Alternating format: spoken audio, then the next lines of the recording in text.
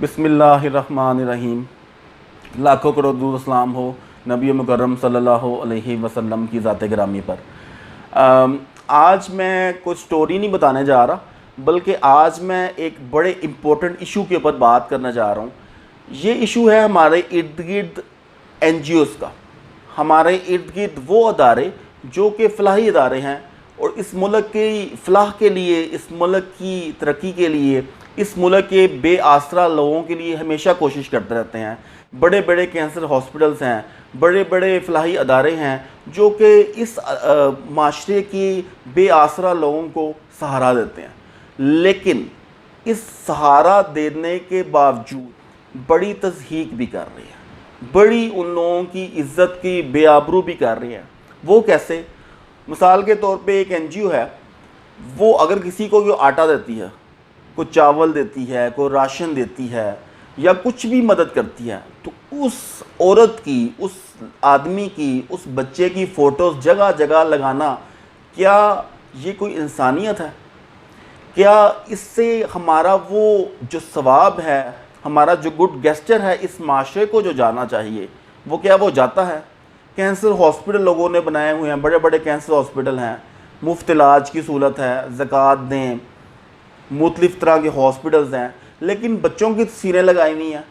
क्या कल को जब वो बच्चे बड़े होंगे और अपनी इस बीमारी से छुटकारा पा के इस माशरे का एक फ़ाल हिस्सा बनेंगे, तो क्या वो इस माशरे को अपना चेहरा दिखा सकेंगे कि आज से 15 साल पहले, 20 साल पहले मेरा इलाज फ़लाने कैंसर हॉस्पिटल ने किया, मेरा इलाज फ़लानी NGO ने किया, मेरा इलाज फ़लाने सेंटर ने किया?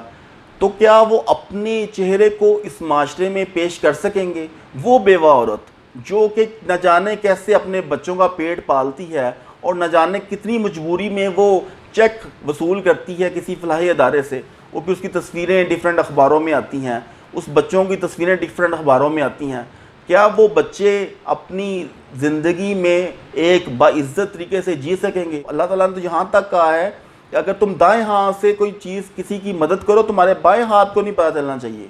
हम यहाँ पूरे इंसानियत को दिखा रहे हैं, हम यहाँ अखबारों में दिखा रहे हैं, TV पे दिखा रहे हैं, रोड्स पे बच्चों की तस्वीरें हैं, रोड्स पे बेवाओं औरतों की तस्वीरें हैं, रोड्स पे उन तमाम लोगों की तस्वीरें हैं जो इस माशरे के ठुकराए हुए लोग हैं, कि ठोकर में इजाफा कर रहे हैं, कि उनकी ऊपर सर पे हाथ दे रहे हैं। वो यतीम बच्चे, वो मस्कीन बच्चे, वो बेवा औरतें, वो कैंसर के मरीज़, वो तमाम मरीज़ जो कि मुख्तलिफ बीमारियों से शिकार हुए और इन NGOs के पास आए अपने इलाज कराने के लिए, अपनी बीमारियों का इलाज करवाने के लिए, अपने दुखों का मदावा ढूंढने के लिए। तो ये तमाम चीज़ों का इलाज वो ढूंढते आए हैं, अपनी तशहीर करने आए हैं। क्या उनके ख़ानदान वाले नहीं हैं?